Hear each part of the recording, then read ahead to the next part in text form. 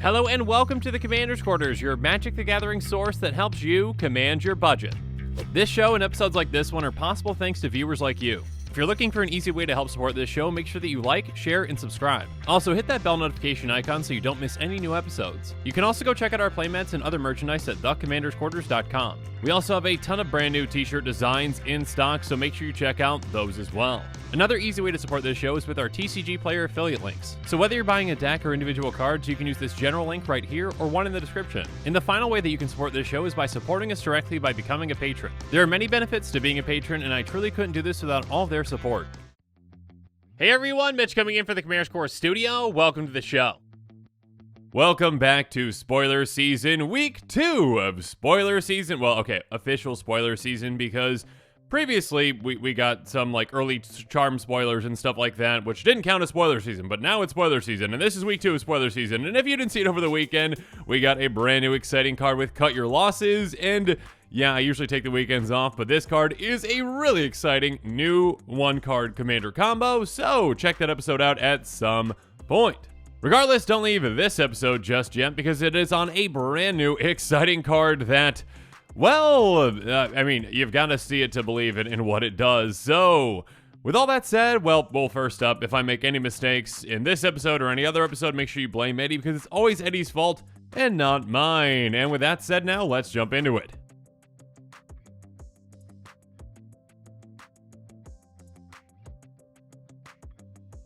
So, Luxior, Giada's Gift, is a legendary artifact equipment that cost 1 Shadow Spear, anybody? No? Okay. Yeah, well, this isn't Shadow Spear. This is something completely different, but regardless, Elspeth just seemingly just keeps accepting weapons on planes that do some pretty powerful things. This one says, equipped creature gets ++1 for each counter on it. Now, that has a lot of implications. We'll talk about those here in a bit.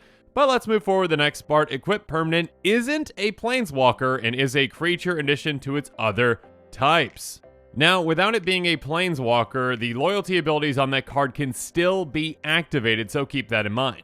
And then it's got a split equip cost. If you equip it to a Planeswalker, it just costs 1, but if you equip it to anything else, it costs 3. And yes, you can equip it to literally anything else, again, because it says equipped permanent. So, obviously, the base design around this card is essentially, okay, yeah, for just 1 mana, I'll attach it to a Planeswalker. That Planeswalker is no longer a Planeswalker. They are a creature, but they've got loyalty abilities that they can still activate. And, when they get, more loyalty on them, they get larger, because, again, every single counter on them is going to give them +1/+1. So your Planeswalker can become quite large and swing and hit things, and yes, your opponents can no longer just, attack your Planeswalker to try to get rid of it, because, well, it is no longer a Planeswalker. They can't attack it. It's just a creature now. That being said, obviously, that does open up this Planeswalker to other forms of removal. Most notably, most Wraths that wouldn't hit a Planeswalker, like a Wrath of God, now does hit the, Planeswalker creature, whatever you want to call it. Still, obviously, it is a very interesting card, one that I don't think we've really seen anything like it up to this point, and one that has implications outside of Planeswalkers. But first up, let's just talk about an example of a Planeswalker that could utilize this to a pretty great effect. How about Gideon, Champion of Justice? Yeah, go figure, a Gideon becoming a creature. Who knew? Okay, well, there's a slight difference. Let's jump into it. Gideon starts off at 4 starting loyalty, and the +1 is put a loyalty counter on Gideon, Champion of Justice for each creature target opponent controls. So obviously, depending upon the decks that you are playing against, maybe if someone's playing, say, a token deck or a go-wide strategy, this can get a ton of loyalty counters on it in no time.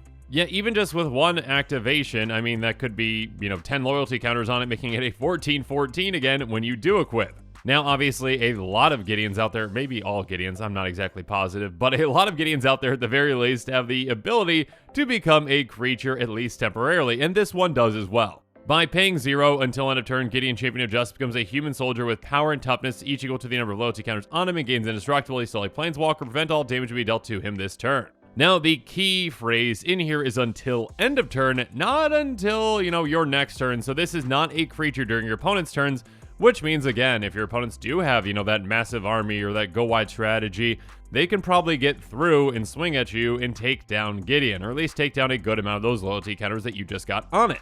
But now with this brand new equipment, you just attach this to Gideon for 1 mana. Gideon can still activate that loyalty ability, get massive, become, a 14/14. If you want to swing, go for it with your giant Gideon that is not indestructible, but still a 14/14. And then, now your opponents can't attack to take it down. Obviously, there are other ways to remove creatures, of course, but, in certain board states, it might be worth it to turn one of your Planeswalkers to kind of protect them from being attacked, essentially, into a creature. And then, of course, if Gideon does survive that trip around the table, well, if you activate again next turn, Gideon can get even bigger. Or maybe you can get to that point where you can activate the -15 exile of the permanents, which is just a lovely ability. Regardless, there are a lot of applications for Planeswalkers out there, obviously, and there's going to be a good amount of scenarios where this can just be a really interesting card and kind of can change up the strategy that your opponents have to utilize to try to get rid of your Planeswalker.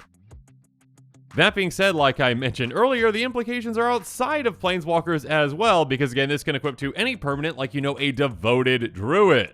Devoted Druid is a 0/2 Elf Druid for just 1 in a green. It has tap at green and put a -1/-1 counter on Devoted Druid, untap Devoted Druid.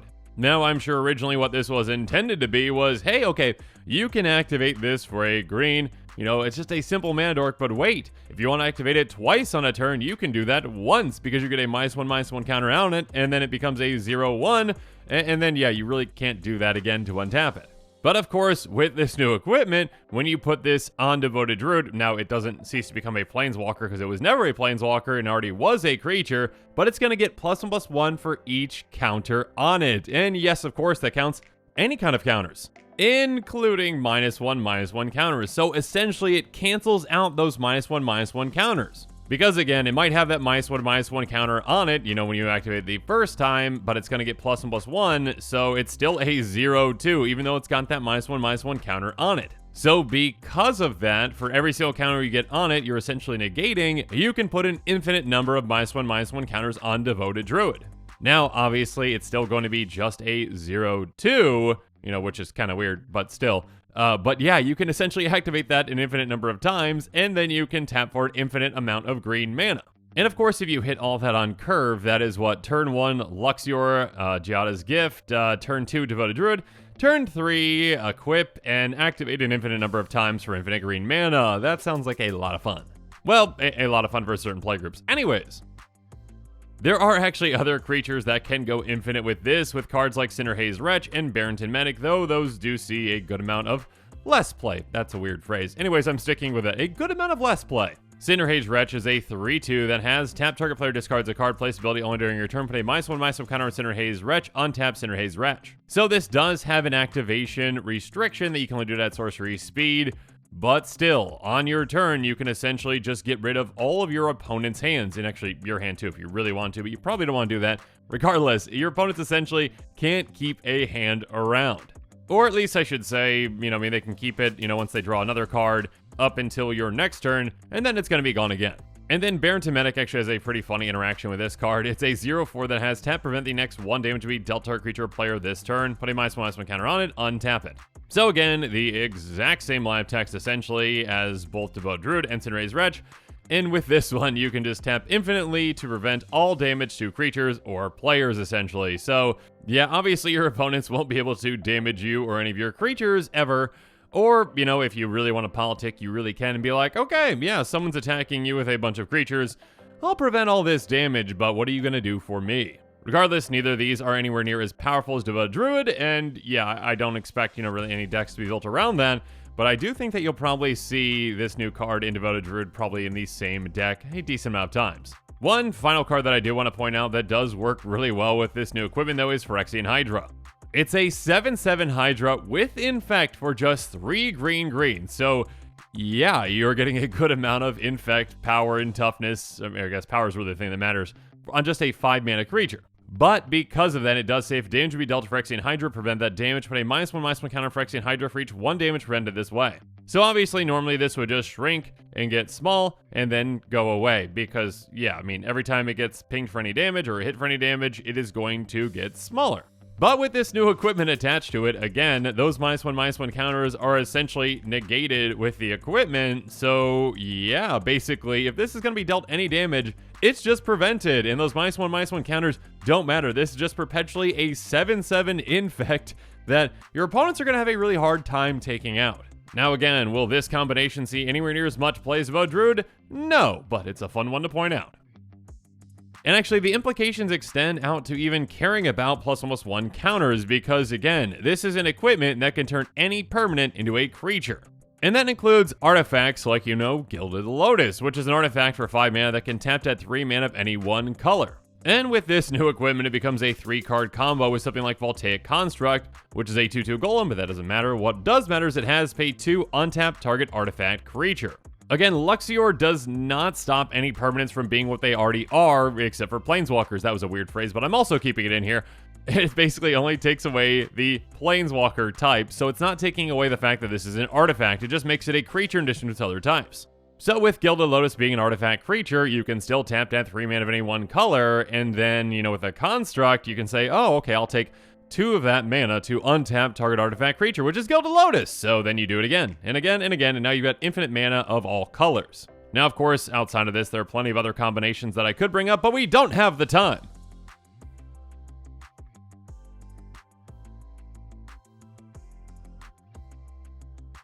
But we do have the time to quickly talk about commander implications and what commanders might want to utilize this brand new equipment. And the first one that came to my mind was Atraxa Praetor's Voice, which heavily utilizes Planeswalkers. Well, okay, I should say Super Friends Atraxa decks. Atraxa is a 4/4 Angel Horror that has Flying Vigilance, Death Touch, Lifelink, and since the beginning of your end step, Proliferate. That proliferating being the key here for a Super Friends build or a build around Planeswalkers, which is basically what Super Friends is. So you get more and more counters on your Planeswalkers, and obviously that can help you get to their ultimates or just protect them, more in combat. And speaking of protecting in combat again, well, if you turn, one of your key Planeswalkers into a creature, that can definitely protect it in some ways. Again, your opponents can't swing at it then. They have to actually remove it in other ways. Now, again, that does open that Planeswalker up to, other forms of removal, like, a simple Terminate can take it out because now it's a creature, or, a Wrath of God or any other Wrath.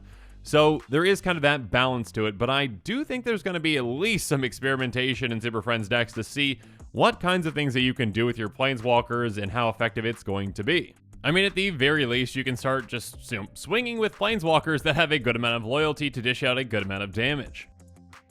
Now, one Planeswalker commander that I do not see this seeing play in, and you need to be careful with this because this is also in Super Friends decks, so keep that in mind, is Karth the Lion. Karth has, whenever Karth the Lion enters the battlefield or a Planeswalker you control dies, look at the top 7 cards of your library, reveal a Planeswalker from among them, put in your hand, put the rest of the bottom of your library in a random order.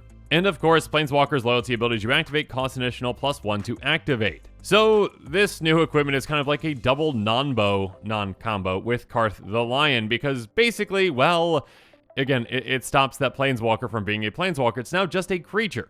And although you can still activate the loyalty abilities on your new non-Planeswalker creature, which is a weird thing to say, you don't get that additional +1 when you're activating them.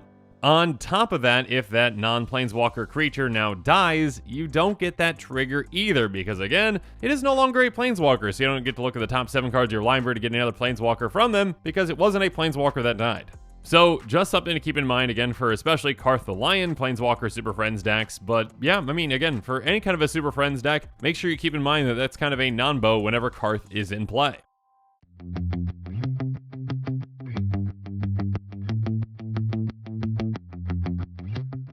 But yeah, overall, a very interesting piece of equipment that, again, has implications, of course, for Planeswalkers, but even implications for cards outside of Planeswalkers. When this is in play for a Super Friends deck, this can really change up the way that the game is playing.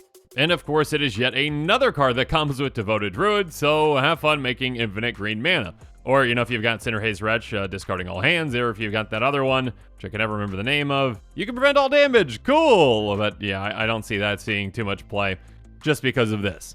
That being said, it's going to be really interesting to see how this plays out and what kinds of decks are going to want this card. But of course, make sure you're staying tuned to this channel for even more exciting spoilers and more quick takes today, tomorrow, the next day, and Thursday as well. I think that's the last day of spoiler season. Regardless, stay tuned.